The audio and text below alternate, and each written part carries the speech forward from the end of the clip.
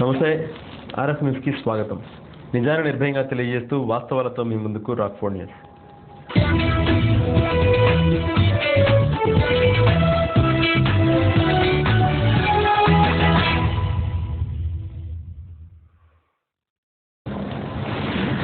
రాష్ట్రంలో నిత్యావసరాల ధరలకు కళ్లెం వేయాలని ముఖ్యమంత్రి చంద్రబాబు అధికారులను ఆదేశించారు. పేద మధ్యతరగతి ప్రజలపై భారం పడకుండా చూడాలన్నారు. పౌర సరఫరాల శాఖ అధికారులతో జిల్లా కలెక్టర్లతో ముఖ్యమంత్రి టెలికాన్ఫరెన్స్ నిర్వహించారు. వ్యాపారులు అధిక ధరలకు అమ్మితే కఠిన చర్యలు తీసుకోవాలని స్పష్టం చేశారు. జిల్లా కలెక్టర్లతో ముఖ్యమంత్రి టెలికాన్ఫరెన్స్ నిర్వహించారు. వ్యాపారులు అధిక ధరలకు వస్తువులు అమ్మితే కఠిన చర్యలు తీసుకోవాలని స్పష్టం చేశారు. కూరగాయలు, ఇతర నిత్యావసరాల కొరత లేకుండా చూడాలని సీఎం సూచించారు. నూనె గింజలు, పప్పు ధాన్యాల ఉత్పాదకత పెరిగేలా చర్యలు చేపట్టాలన్నారు.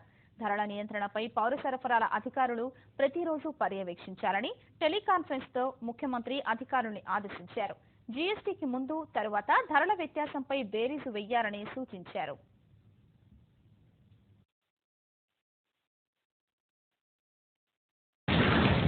మిర్చి ఎగుమతి దిగుమతి సంఘంతో బుధవారం మిర్చియార్లో జీఎస్టీపై అవగాహన సదస్సు నిర్వహించారు. కార్యక్రమంలో yard vice chairman Kotturu Venkat, ఆడిటర్లు పాల్గొన్నారు. జీఎస్టీపై రైతులకు, వ్యాపారులకు ఉన్న సందేహాలను నివృత్తి చేశారు. జీఎస్టీ వల్ల రైతులకు మేలే జరుగుతుందని స్పష్టం చేశారు.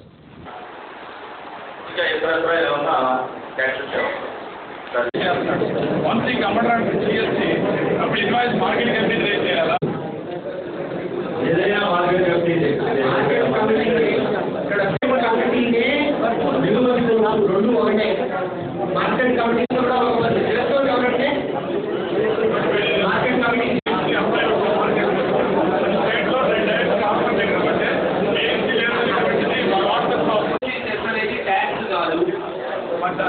అగ్రికల్చరల్ మార్కెట్ కమిటీ నడవాలి కాబట్టి సబ్సిడీ చేసే పద్ధతి ఏదో ఉంటాయి కదా.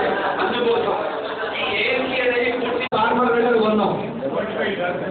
ఏఎంసీ తెచ్చుబడింది, బంధు కమిటీ తెచ్చుబడ్డా వేరే ఏదైనా ఏ ఇతర ట్యాక్స్ అయినా కానీ అది కూడా ట్రాన్సాక్షన్ లో యూనియన్ వాళ్ళు ఎవరు, వాళ్ళు మనకి సర్వీస్ చేస్తున్నారా లేదా? యూనియన్ అనేది ఏంటి అంటే అర్థం ఏంటంటేనండి, ఒక నలుగురు వ్యాపారస్తులు ఉన్నాం. నలుగురు వ్యాపారస్తులు ఏం చేస్తున్నారు? నలుగురు షేర్ చేసుకుంటున్నాం. సో అప్పుడు ఎవరెవరికి సర్వ్ చేస్తున్నాడు? మనకే సర్వ్ చేసుకుంటున్నాం. అది యూనియన్ అంటే. సో యూనియన్ లో ఇద్దరు వ్యక్తులు లేరు. యూనియన్ వాళ్ళు మరొకళ్ళు కాదు. దాన్ని మ్యూచువాలిటీ అంటారు. యూనియన్ అనే దాని కింద మెంబర్షిప్ ఫీజు కింద కనుక ఛార్జెస్ వసూలు చేస్తే 5,000 రూపాయలు లోపు అయితే జిఎస్టీ లేదు. 5,000 దాటిందంటే యూనియన్ కలెక్ట్ చేసినా కానీ అది కూడా ఒక ట్యాక్సబుల్ సర్వీస్.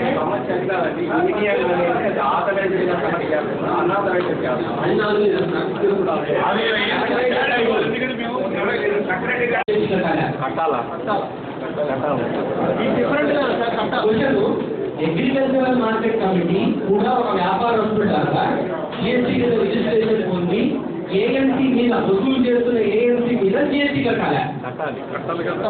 అది అవసరం లేదని ఎగ్జామ్స్ లో వచ్చింది. ఆ ఎగ్జామ్స్ తీసుకొని పడుతుందో లేదో కన్ఫ్యూజ్ అవుతుంది. ఓకే, అగ్రికల్చరల్ మార్కెట్ కమిటీకి ఒక ప్రాఫిట్ అండ్ లాస్ అకౌంట్ ఉంది, ఒక బ్యాలెన్స్ షీట్ ఉంది. అగ్రికల్చరల్ మార్కెట్ కమిటీ కూడా ఒక ఎంటిటీ. ఆ ఎంటిటీకి జిఎస్టీ లేదు. So if they collect 100 rupees and AMC, they can collect 100 rupees and AMC. That's it. ఈ 100 రూపీస్ ఏఎంసీ మీద యాడ్ సర్వీస్ ఛార్జ్ అయితే 18% వేయాల్సిన అవసరం లేదు. అది ఎగ్జామ్. ఎవరికి ఈ exam? Agricultural market committee. Now నేను రైతు దగ్గర 100 రూపాయలు చదువుకున్నా, దీని మీద 1 రూపీ ఏఎంసీ పడింది. టోటల్ ఎంత అయింది? 1 అయింది. ఇప్పుడు జిఎస్టీ ఏం మీద కట్టాలి? 1 మీద కట్టాలి. అక్కడ ఏఎంసీ అని కాదు, అక్కడ దాని పేరు. అక్కడ ఏఎంసీ కాదు దాని పేరు. కొనుక్కుంటున్న మిర్చి యొక్క ప్రైస్. కొనుక్కుంటున్న మిర్చి యొక్క ప్రైస్ లో ఏఎంసీ కూడా ఉంది. అది విడిగా రాష్ట్రం ఉంది. విత్ ఏఎంసీ అని చెప్పి డైరెక్ట్ 1 రాస్తున్నాం. అలా రాష్ట్రం ఉంది. దాని మీద ఏఎంసీ పడుతుంది. ఓకే, అది జీవో నంబర్ 279ను రద్దు చేయాలని డిమాండ్ చేస్తూ ఏఐటీయూసీ ఆధ్వర్యంలో బుధవారం నగరంలో భారీ ర్యాలీ నిర్వహించారు. మున్సిపల్ కార్పొరేషన్ నుంచి కలెక్టరేట్ వరకు జరిగిన ఈ ర్యాలీలో వందల సంఖ్యలో మున్సిపల్ కార్మికులు పాల్గొన్నారు. రాష్ట్ర ప్రభుత్వ తీరుని ఎండగట్టారు. పలు కార్మిక, ప్రజా సంఘాల, రాజకీయ పార్టీల నాయకులు ర్యాలీలో పాల్గొని తమ మద్దతు ప్రకటించారు.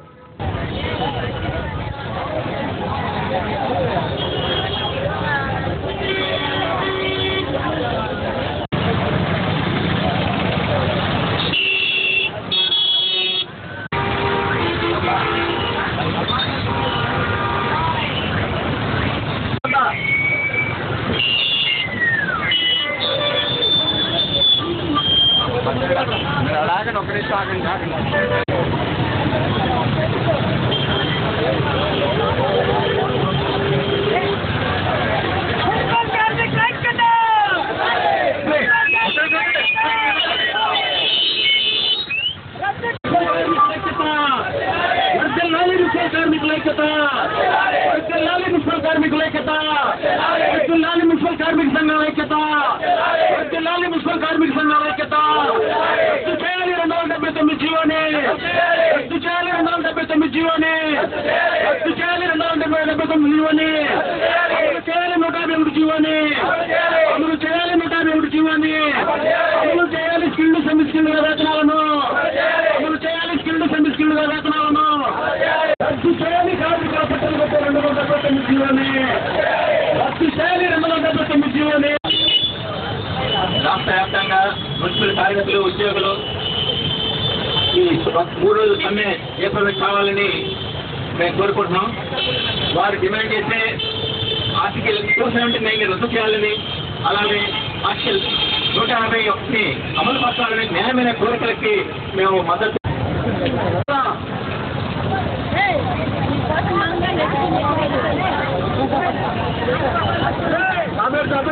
కార్మికులు కూర్చోవాలన్నా పాలకవర్గంతో సంబంధం కలిగి ఉన్నారు. వీళ్ళకి సంబంధించిన కేసుపత్యాల విషయంలో లేదా మరో విషయంలో ఇవాళ మనకి ఏదైనా సమస్య వస్తే నేరుగా కమిషనర్ దగ్గరికి వెళ్ళి మాట్లాడగలుగుతా ఉన్నాం. పాలకవర్గం ఎక్కడ ఉంటే కనుక తెలుగుదేశం ప్రభుత్వం పూర్తిగా కార్మికుల వ్యతిరేక నిర్ణయాలు తీసుకుంటా ఉంది. 279 జీవోను రద్దు చేసే వరకు కూడా కార్మికుల పక్షాన మేము పోరాటం చేస్తాము. పనికి తగినటువంటి జీతభత్యాలు చెల్లించమని అడుగుతున్నటువంటి కార్మికుల్ని కొట్టగొట్టే విధంగా ఈ జీవోను తీసుకురావటాన్ని మేము పూర్తిగా వ్యతిరేకిస్తున్నాం. అయ్యా, మీరు ఒకవేళ వాళ్ళు చేస్తున్నటువంటి పనికి మించి వారికి జీతం ఇస్తున్నాం అనుకుంటే మీ పార్టీకి సంబంధించినటువంటి ఎమ్మెల్యేలు, మీ పార్టీ నాయకులు, ముఖ్యమంత్రి గారు, మీరు, మీ కొడుకు వచ్చి ఒక వారం రోజులు వారు చేసే పనిని చేయండి. అప్పటికీ వాళ్ళకి ఇస్తుంది ఎక్కువ అనుకుంటే కనుక మీరు ఏ నిర్ణయం తీసుకున్నా కానీ సమర్థనీయం. కానీ ఈ రోజున ఎంతో కష్టపడుతున్న వాళ్ళకి పొట్లు కట్టడాన్ని కాంగ్రెస్ పార్టీ తరఫున పూర్తిగా వ్యతిరేకిస్తాం. అలాగే యూనియన్ విభాగంలో పనిచేస్తున్న కార్మికులు మరి ఈ రోజుకి సమ్మె చేయడంలో 2వ రోజు చేరుకుంది. మరి ఈ సమ్మెలో భాగంగా గతంలో డిసెంబర్ 31, 2015లో ఇచ్చిన 279 రద్దు చేయమని చెప్పి అనేక దఫాలుగా మరి మున్సిపల్ కార్మిక సంఘాలు ఎన్నిసార్లు మొరపెట్టుకున్నా కానీ ప్రభుత్వంకి మరి ఒక పట్టాన చెవికెక్కించుకోలేదు. అలాగే ప్రభుత్వం వారు పూర్తిగా ఎస్సీ, మైనార్టీ సంబంధించిన ఈ పారిశుద్ధ్య కార్మికుల మీద కన్నెర్ర చేసి వారిని వీధిని పాలు చేయాలని చెప్పిన ఒక ఉద్దేశంతో చేస్తుంది తప్పితే కార్మికులకి మంచి చేసే ఆలోచన ఏమాత్రం లేదని చెప్పి ఈ సందర్భంగా చెప్తున్నాం. మరి ఇప్పటికైనా సరే ప్రభుత్వం కళ్ళు తెరిచి ఈ 279 జీవోని రద్దు చేసి, అలాగే గత పుస్తకాల సమయంలో మరి సమ్మెకాలంలో యూనియన్ సెక్షన్ వాళ్ళకి స్కిల్డ్ జీతాలుగా డివైడ్ చేసి రోజు కూడా సంవత్సరం 8 నెలలు కావస్తున్నా కానీ వాటిని ఇంప్లిమెంట్ చేసే పద్ధతిలో ఆలోచించకుండా మరి దాదాపు 10 నెలల పైన అవుతుంది 151 జీవోని ఇష్యూ చేసి మరి ఆ జీవోని ఇంప్లిమెంట్ చేయడం కూడా ఈ రోజు వరకు తిరిగి లేకపోవడం చాలా బాధాకరం. ఇప్పటికైనా సరే ప్రభుత్వం కళ్ళు తెరిచి మరి 151 జీవోని కేటగిరీ వారీగా విభజించి సెమీ స్కిల్డ్గా జీతాలు వాళ్ళకి ఇవ్వాలని చెప్పని, అలాగే సమాన పనికి సమాన వేతనం ఇవ్వాలని చెప్పని ఈ సందర్భంగా డిమాండ్ చేస్తున్నాం. ఇవాళ మరి జరిగే చర్చల్లో మేమైతే దాదాపు సఫలమవుతామని చెప్పి అనుకోవట్లేదు. ఎందుకంటే ప్రభుత్వం చాలా మొండి వైఖరి అవలంబిస్తున్న పారిశుద్ధ్య కార్మికుల పట్ల. మరి ఈరోజు చర్చలు కనుక విఫలమైతే మేము ఈ సమ్మెని చాలా ఉధృతం చేసి రాష్ట్ర వ్యాప్తంగా మరింత కఠినతరం చేస్తామని చెప్పి ప్రభుత్వాన్ని హెచ్చరిస్తుంది. పట్టాభిపురం రైతు బజారు మురికి కుప్పలా తయారైంది. కూరగాయలు కొందామని వెళితే భరించలేని కంపు కొనుగోలుదారులను బెంబేలెత్తిస్తోంది.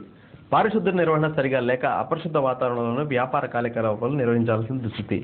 కార్పొరేషన్ అధికారులు ఎప్పటికైనా స్పందించి రైతు బజార్పై దృష్టి పెట్టాలని వ్యాపారులు కోరుతున్నారు.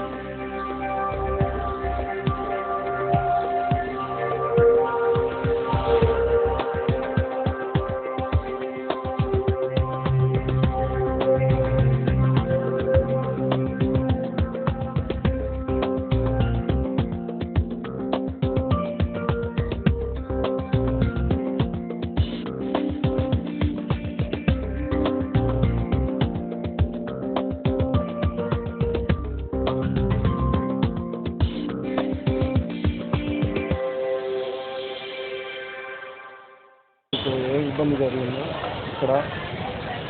ఈ సాయంత్రం వచ్చేలేపు ఆటోలు లోపలికి రావట్లేదు, లేడీస్ రావాలని ఇబ్బంది పడుతున్నారు, రాలేకపోతున్నారు అక్కడికి. నేను రైతు మరి అది కాక ట్రాఫిక్ పెట్టుకోవడానికి కూడా పళ్ళు మురికి అన్నీ పడేస్తున్నారు కదన్నా. అది ఇప్పుడు శుభ్రంగా చేస్తారు. ఇప్పుడు పడేస్తున్నారు, ఇక్కడ పడేస్తున్నారు కానీ సాయంత్రం శుభ్రం చేసేస్తున్నారు. ఇల్లు మామిడికాయలు కొడతా ఉంటారు అప్పుడప్పుడు. నేను వాళ్ళు సాయంత్రానికి ఇచ్చేస్తున్నారు, ఇబ్బంది. కానీ ఇప్పుడు ఇలానికి వాళ్ళు ఎత్తాలంటే ఇబ్బంది కదా. లోపల రైతు మార్కెట్ అందరూ కొట్టుకు 10 రూపాయలు చొప్పున ఇచ్చి శుభ్రంగా ఇచ్చేస్తున్నారు. సాయంత్రానికి క్లీన్ చేస్తారు. దానికి ఏమైనా ఏర్పాటు చేయొచ్చు కదా, బయట ఎందుకు పడేయడం? అంటే ఆడదాకా పడి అంటే అక్కడక్కడ ఒకటి పడతా ఉండేది. ఒకే పెద్ద లాసనుకో లోతం పెట్టి వేస్తాం పక్కన. పార్కింగ్ ప్లేస్ మీకు ఏమైనా? కొద్దిగా ఇబ్బంది. పార్కింగ్ ఎక్కడ పడితే అక్కడ పార్కింగ్ దీనివల్ల ప్రజలకి అసౌకర్యంగానే ఉంది. అటు పక్కకి వెళ్తే ట్రాఫిక్ జామ్ అవుతుంది. పార్కింగ్ ప్లేస్ కూడా మీకు ఇబ్బందిగా ఉంది. జనాలు రావడానికి కూడా ఇబ్బంది పడుతున్నారు. ఆటోలు పెట్టుకోవడానికి కూడా ఇబ్బంది పడుతున్నారు. నేను ఆటోలు కూడా ఎక్కడ పడితే అక్కడ ఆగుతున్నాయి వచ్చి కొట్ల ముందు కూడా. అది మీకు ఇబ్బంది, ప్రజలకు ఇబ్బంది. ఏంటంటే బళ్ళు అటు ఇటు పెట్టే లోపు కారు వచ్చింది అనుకో, దాని ఎదురు మళ్ళీ ఆటో వచ్చింది అనుకో, ట్రాఫిక్ ఆగిపోయింది. గుంటూరు నగరంలో భూగర్భ డ్రైనేజీ పనులు శరవేగంగా జరుగుతున్నాయి. నిన్న మొన్నటి వరకు నత్తనడకన సాగిన పనులు కలెక్టర్ జోక్యంతో ఊపందుకున్నాయి. కేంద్ర ప్రభుత్వం కేటాయించిన నిధులతో జరుగుతున్న యూజీడీ పనులపై కలెక్టర్ ఎప్పటికప్పుడు సమీక్షలు, తనిఖీలు నిర్వహిస్తుండడంతో పనుల్లో వేగం పుంజుకుంది.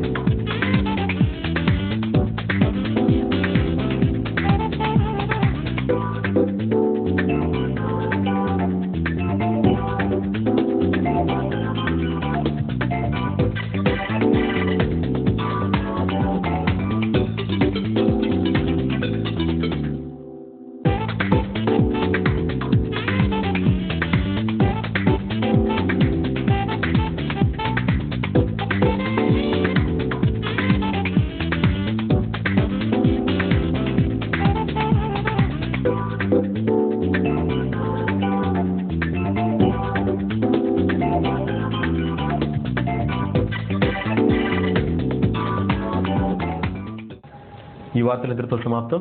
నమస్కారం.